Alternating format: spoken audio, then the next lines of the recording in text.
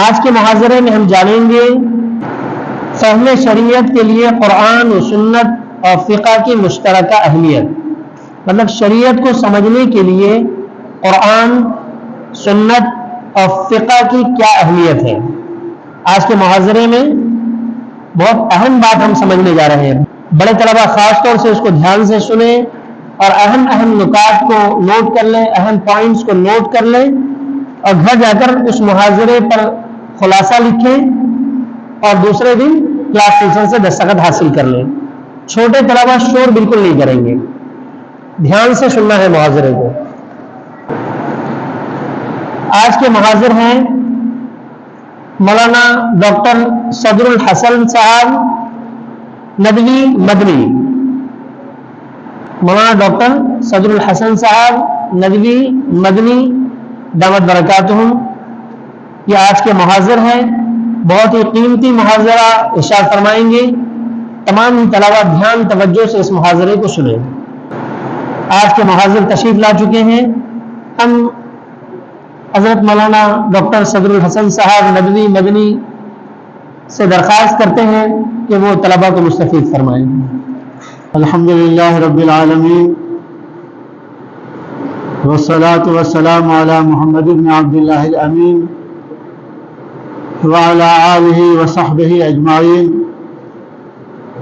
ومن تبعہم بإحسان الی یوم الدین۔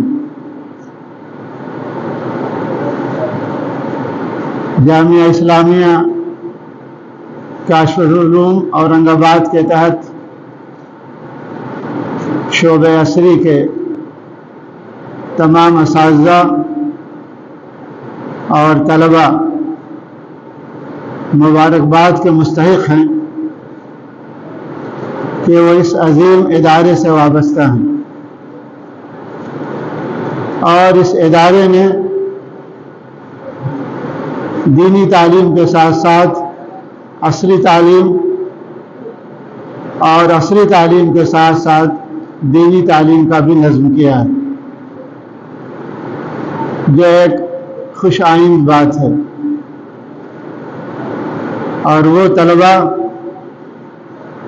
جو اسکولوں میں زیر تعلیم ہیں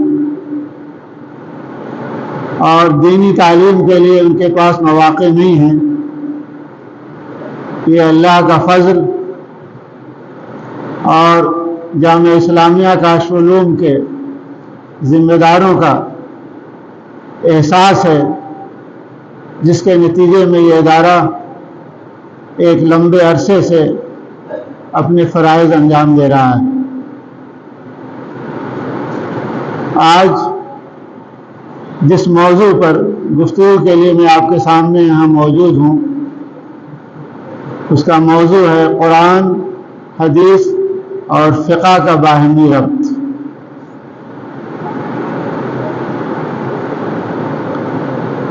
آپ تمام طلبہ قرآن سے تو واقف ہیں، حدیث سے بھی واقف ہیں، لیکن شاید فقہ کا لفظ آپ کے لیے اجنبی ہو۔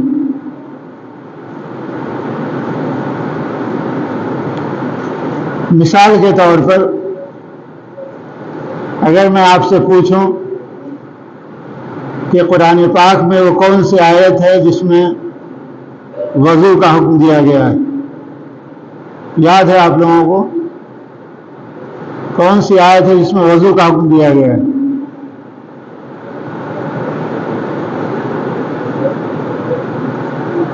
یا ایھا الذین آمنوا اذا قمتم الی الصلاۃ، پڑھیے۔ کوئی حافظ نہیں ان میں؟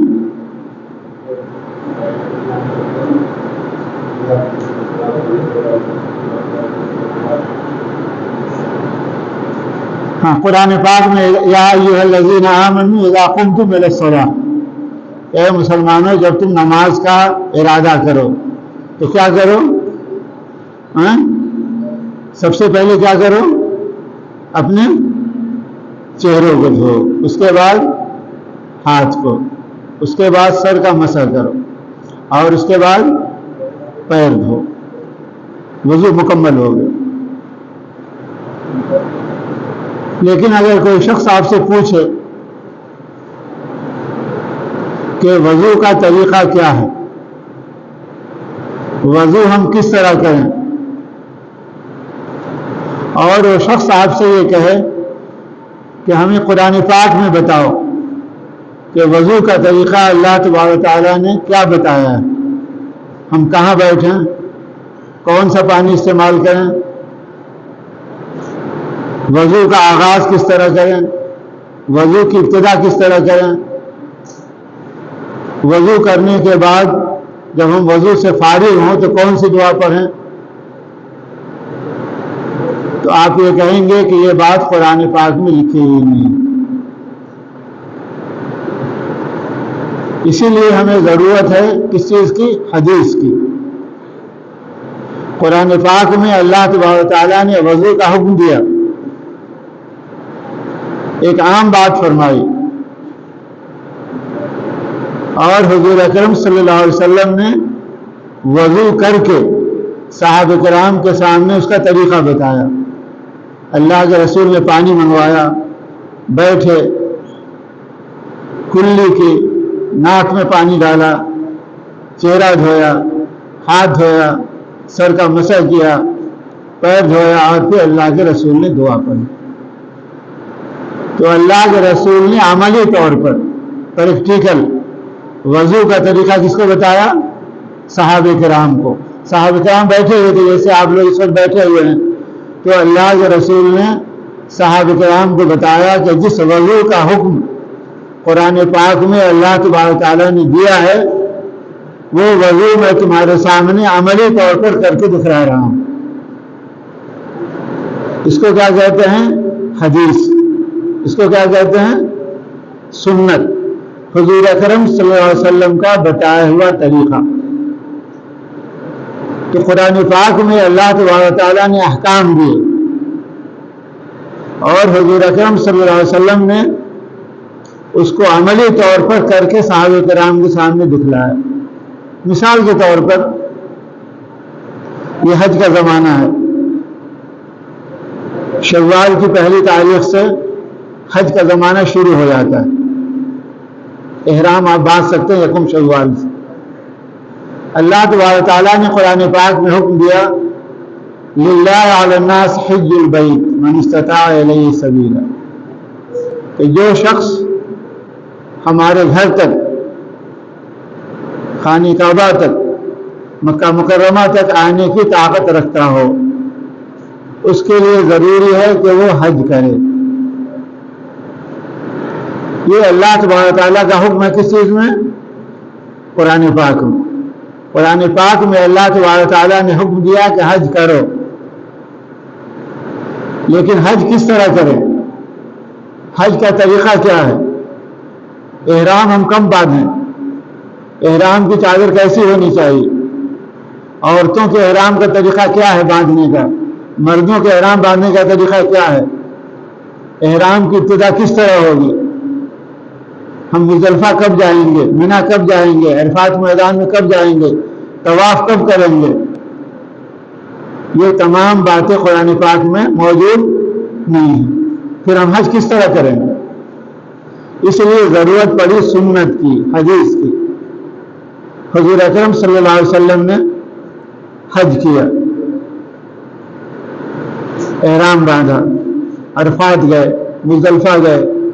وہ سارے مناسک، سارے طریقے اللہ کے رسول نے صحابہ کرام کے سامنے عملی طور پر کیے، اور فرمایا خذوا عنی مناسککم، اے صحابہ کرام کی جماعت، مجھ سے حج کے طریقے سیکھو، مجھ سے حج کے طریقے لے لو.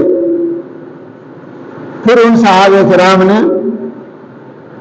حج کے اس طریقے کو بیان کیا لوگوں کے سامنے.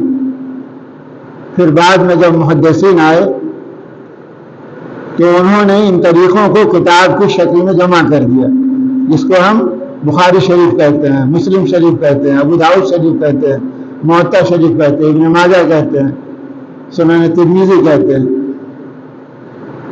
تو قرآن پاک میں اللہ تبارک تعالیٰ نے جو چیزیں بیان کی ہیں، ان کو سمجھانے کے لیے اللہ کے رسول نے جو باتیں فرمائی اپنی زبان سے، ان کو کیا کہتے ہیں؟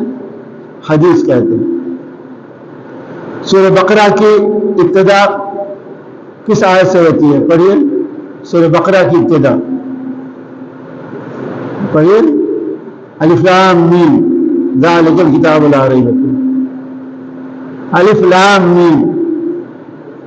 اس کو آپ علم کو نہیں پڑھتے، الف لام میم کو پڑھ سکتے ہیں نا؟ علم، علم، علوم۔ اگر قرآن پاک نازل کر دیا جاتا حضور اکرم صلی اللہ علیہ وسلم پر اور اللہ کے رسول ہمیں یہ نہ بتاتے کہ اس کے پڑھنے کا طریقہ کیا ہے، تو کیا ہوتا؟ ہر شخص اپنے اپنے لحاظ سے پڑھتا، الف لام میم کوئی بھی نہیں پڑھتا، الف لام را کوئی بھی نہیں پڑھتا۔ کیوں؟ اس لیے کہ قرآن پاک نازل کر دیا گیا لیکن اس کے پڑھنے کا طریقہ نہیں بتایا گیا۔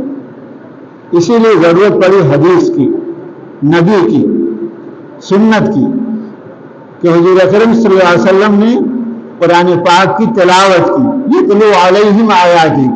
قرآن پاک جو اللہ کے رسول پر نازل ہوا، اللہ کے رسول نے اس کی کیا کی؟ تلاوت کی، یعنی پڑھ کر بتایا صحابہ کرام کو کہ اس کو علم نہیں پڑھنا ہے، علم نہیں پڑھنا ہے، اس کو کیا پڑھنا ہے؟ الف لام میم پڑھنا ہے۔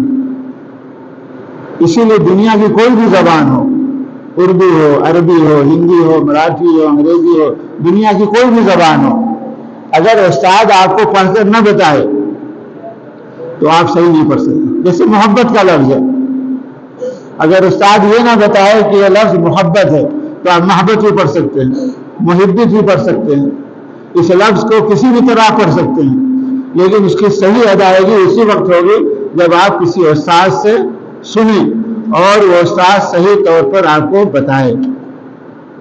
تو قرآن پاک اور حدیث کا رشتہ یہ ہے کہ قرآن پاک کے الفاظ کی، اس کے معنی کی وضاحت، اس کی تشریح، اس کی تفسیر، اس کی تفسیر حدیث شریف کرتی ہے۔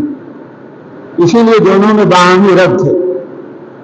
اسی لیے اللہ کے رسول نے ارشاد فرمایا کہ ایک زمانہ آئے گا جو قیامت قریب ہوگی، تو ایک شخص اپنے محل میں بیٹھا ہوا اعلان کرے گا کہ عمل کے لیے قرآن کافی ہے، عمل کے لیے قرآن کافی ہے، عمل کے لیے قرآن کافی ہے۔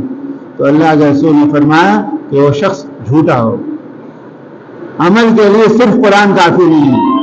اس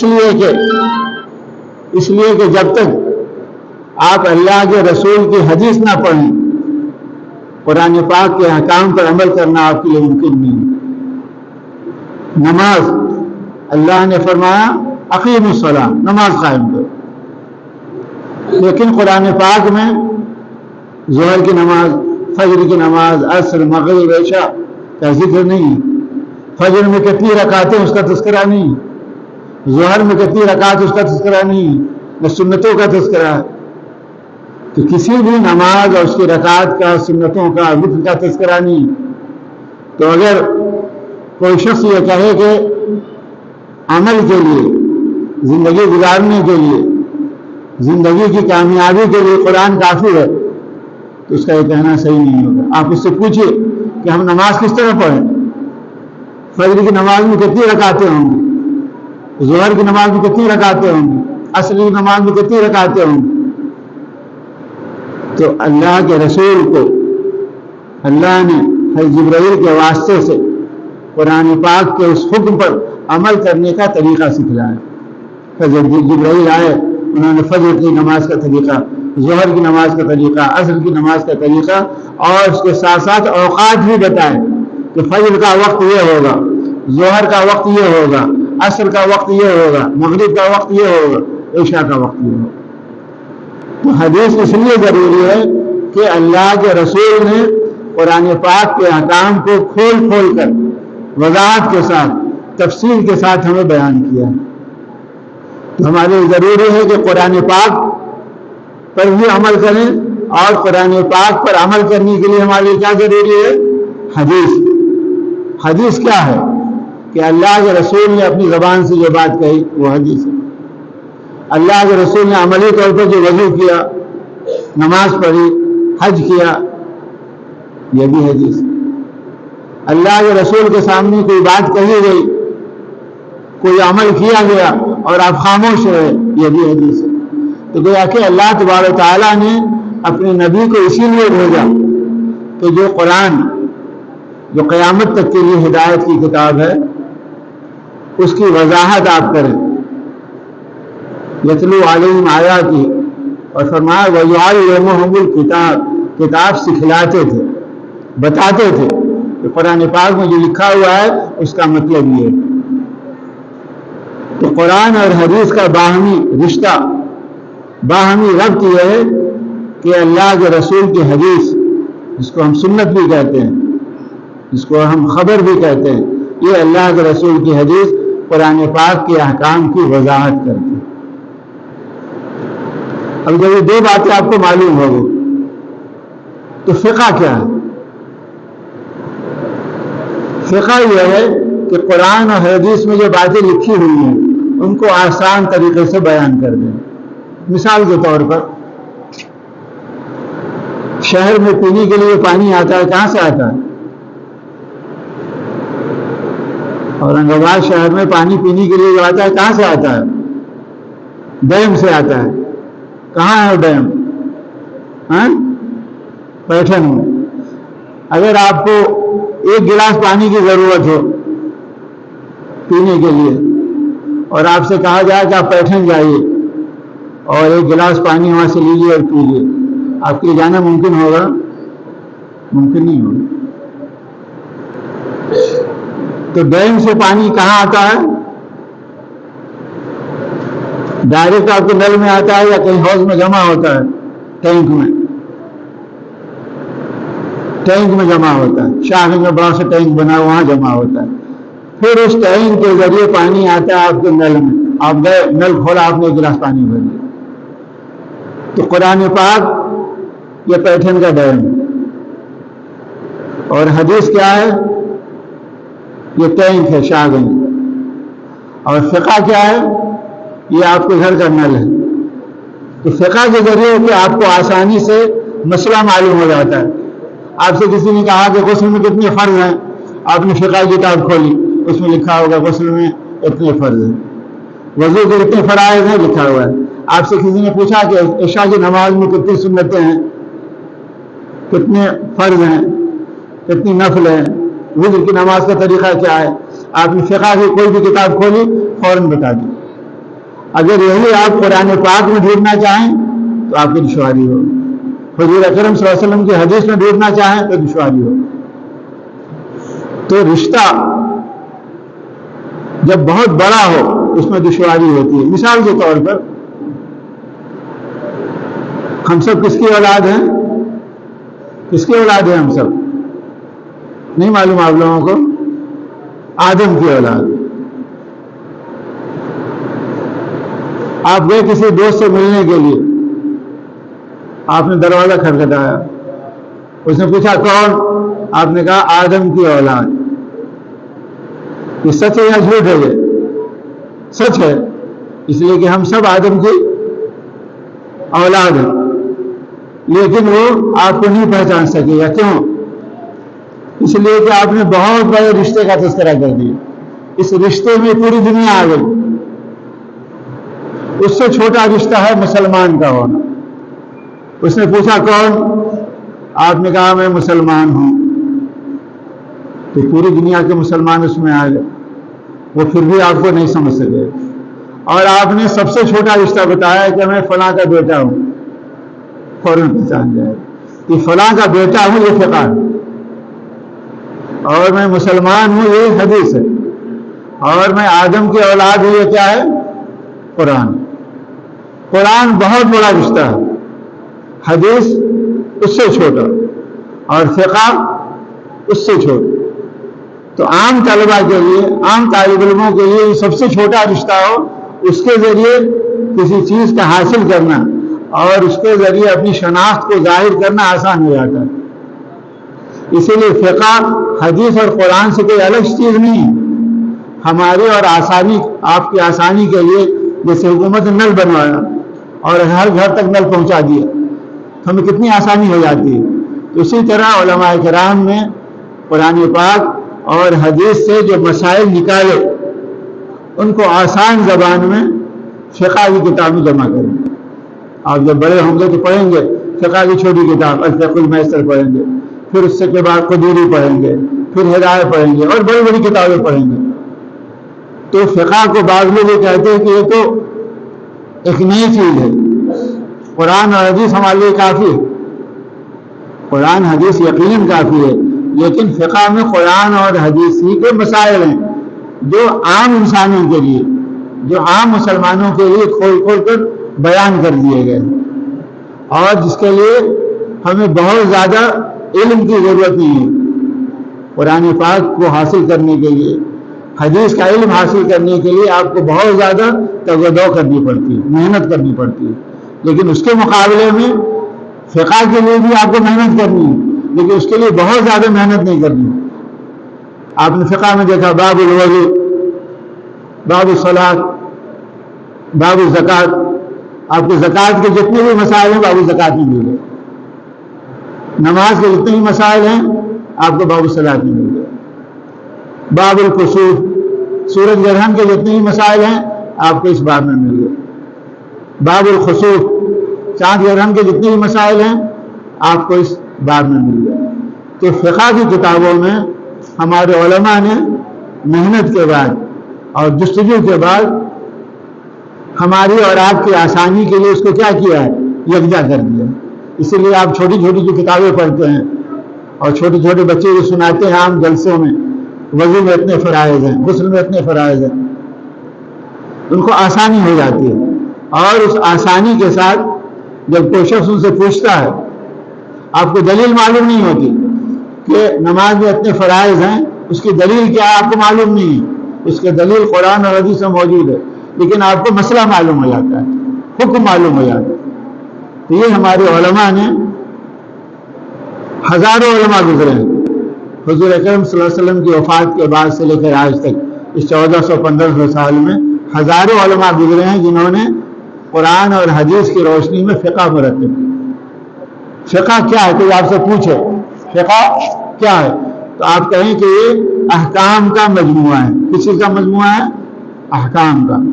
اور وہ احکام قرآن اور حدیث سے لیے گئے. فقہ کیا ہے؟ احکام کا مجموعہ ہے. احکام کا ہے، نماز فرض ہے یہ حکم ہے، روزہ فرض ہے یہ حکم ہے، زکوٰۃ فرض ہے یہ حکم ہے. تو یہ حکم کی جمع احکام. تو گیا کہ احکام کو یکجا کر دیا، اور یہ تمام احکام کس سے لیے گئے ہیں؟ قرآن اور حدیث. تو فقہ نام ہے کس چیز کا؟ احکام کے مجموعے کا، جو قرآن اور حدیث سے لیے گئے. تو فقہ کوئی ایسی چیز نہیں ہے جس کے بارے میں کوئی یہ شخص کہے کہ یہ اس کا تعلق نہ قرآن سے ہے نہ حدیث سے، بلکہ اس کا قرآن اور حدیث سے بہت گہرا ربط ہے. اللہ کے رسول نے فرمایا کہ جو شخص اور جس شخص کے ساتھ اللہ تبارک تعالیٰ اچھائی کا ارادہ فرماتا ہے، اللہ تعالیٰ اس کو دین کی سمجھ عطا فرماتا ہے. فقہ یعنی دانائی، سمجھ، اسی سے فقہ. اور جو شخص فقہ کا ماہر ہو اس کو کیا کہیں گے؟ فقیہ.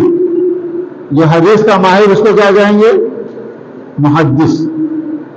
جو فن تجوید کا ماہر اس کو کیا کہیں گے؟ مجود یا قاری. تو جو شخص جس چیز کا ماہر ہو اس کو ایک لقب دے دیا جاتا ہے. جو قرآن کا ماہر ہو اس کو کیا کہیں گے؟ مفسر، مجود. تو کہا کہ قرآن، اللہ کے رسول کی حدیث اور فقہ، یہ تینوں باہم مربوط ہیں، باہم ان کا رشتہ ہے.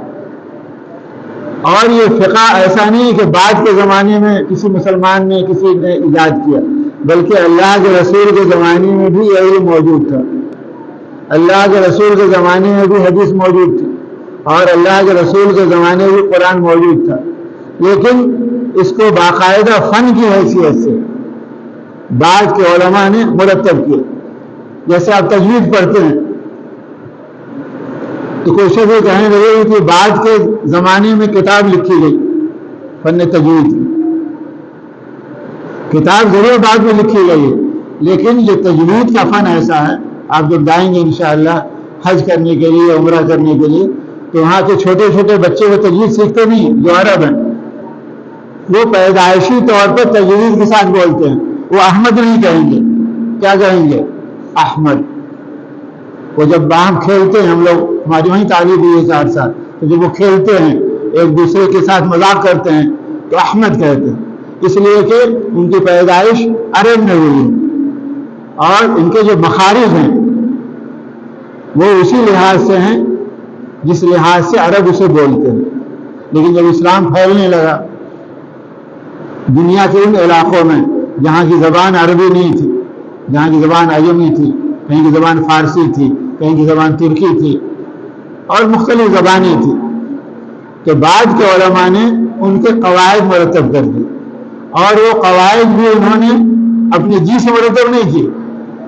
انہوں نے ایک عرب کو دیکھا کہ وہ قاف کہاں سے نکال رہا ہے تو لکھ دیا کہ قاف کا مخرج یہ ہے، دال کہاں سے نکال رہا ہے تو دال کا مخرج یہ ہے، سا کہاں سے نکال رہا ہے تو سا کا مخرج یہ ہے۔ کہ آگے تمام علوم جو مرتب ہوئے ہیں وہ اسی شکل میں مرتب ہوئے جس شکل میں وہ اللہ کے رسول کے زمانے میں اور صحابہ کرام کے زمانے میں پائے جاتے تھے۔ یہ قرآن اور یہ حدیث اور یہ فقہ، ان تینوں کا باہمی ربط آپ سمجھ گئے کہ قرآن اللہ کی کتاب ہے، اور اللہ تبارک و تعالیٰ نے قرآن پاک میں احکام کی آیتیں نازل کی ہیں۔ یہ بھی سمجھ لیجیے کہ قرآن پاک میں احکام کی آیتیں صرف 500 ہیں، یعنی 6666 یا جتنی بھی آیتیں ہوں ان آیتوں میں احکام کا تعلق صرف 500 آیتوں سے۔ تو اللہ کے رسول نے ان 500 آیتوں کی تشریح کی، تفسیر کی، تفسیر بیان کی اور عملی طور پر ہمارے اور آپ کے سامنے پیش کیا تاکہ ان 500 آیتوں کا ہم صحیح مطلب سمجھ سکیں۔ اور پھر صحابہ کرام نے اللہ کے رسول کی زبان سے کوئی بات سنی یا اللہ کے رسول کو کوئی عمل کرتے ہوئے دیکھا تو اس کو اپنے ذہن میں محفوظ کر لیا۔ پھر ہمارے محدثین جب ان کے پاس گئے اور کہا کہ اللہ کے رسول کی کوئی حدیث سنائیے تو انہوں نے حدیث سنائی، انہوں نے کاپی پہ نوٹ کر لیا جس طرح آپ لوگ نوٹ کر رہے ہیں۔ یا ان سے پوچھا کہ آپ نے اللہ کے رسول کو وضو کس طرح کرتے ہوئے دیکھا تو ان صحابی نے بتایا کہ اللہ کے رسول نے اس طرح وضو فرمایا، اس کو نوٹ کر لیا۔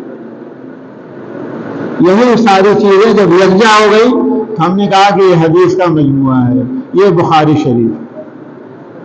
تو امام بخاری نے، امام مسلم نے یا تمام محدثین نے کوئی نیا کام نہیں کیا کہ اپنی طرف سے کوئی بات لکھ دی ہو، بلکہ جو باتیں انہوں نے اللہ کے رسول کے صحابہ کرام سے یا ان لوگوں سے جن لوگوں نے صحابہ کرام کو دیکھا، جن کو تابعین کہتے ہیں، یا ان لوگوں سے جنہوں نے تابعین کو دیکھا، جن کو تبع تابعین کہتے ہیں، گویا کہ اللہ کے رسول کی باتوں کو جو ان کے ذہنوں میں یا ان کی کافیوں میں جو چیزیں محفوظ تھیں ان کو یکجا کر دیا تو محدث کہلا۔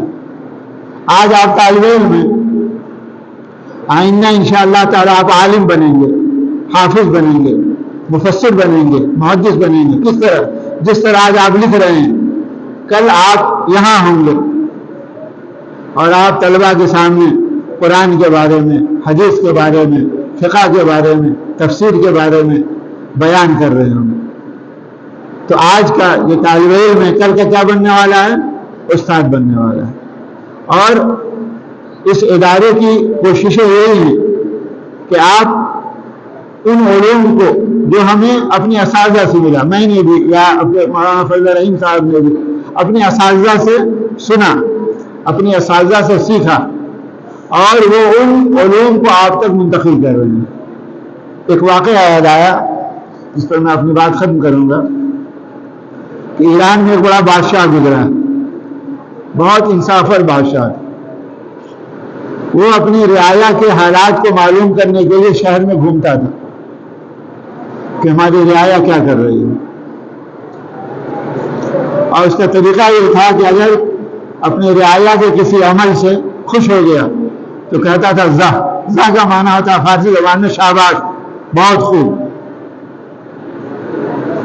اور دوسرا طریقہ یہ تھا کہ بادشاہ نے اعلان کر رکھا تھا کہ اگر میری زبان سے زہ کا لفظ نکلے بہت خوب، تو وزیر خزانہ اس کے ساتھ رہتا تھا، اور اس کے ساتھ سینکڑوں تھیلیاں رہتی تھی جس میں سونے کے سکے رہتے تھے، ایک تھیلی نکال کر اس شخص کو دے دو جس کے سلسلے میں اس بادشاہ نے زہ کہا، بہت خوب، شاباش، تم نے بہت اچھا کیا۔ تو گزر رہا تھا تو اس نے دیکھا کہ ایک بوڑھا شخص تھا، وہ ناریل کا درخت لگا رہا تھا۔ کس چیز کا درخت؟ ناریل۔ آپ کو معلوم ہے کہ ناریل کے درخت میں 10 سال کے بعد پھل آتا۔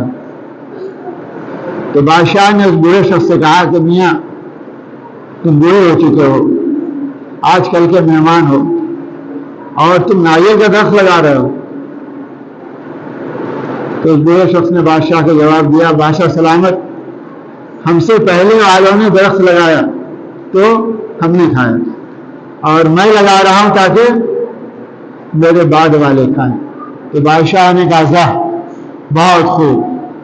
تو وزیر خزانہ نے اشرفی یعنی سونے کے سکے کو اشرفی کہتے ہیں، ایک تھیلی نکالی اور کاشتکار کو، اس رعایا کو، اس غریب کو دے دیا۔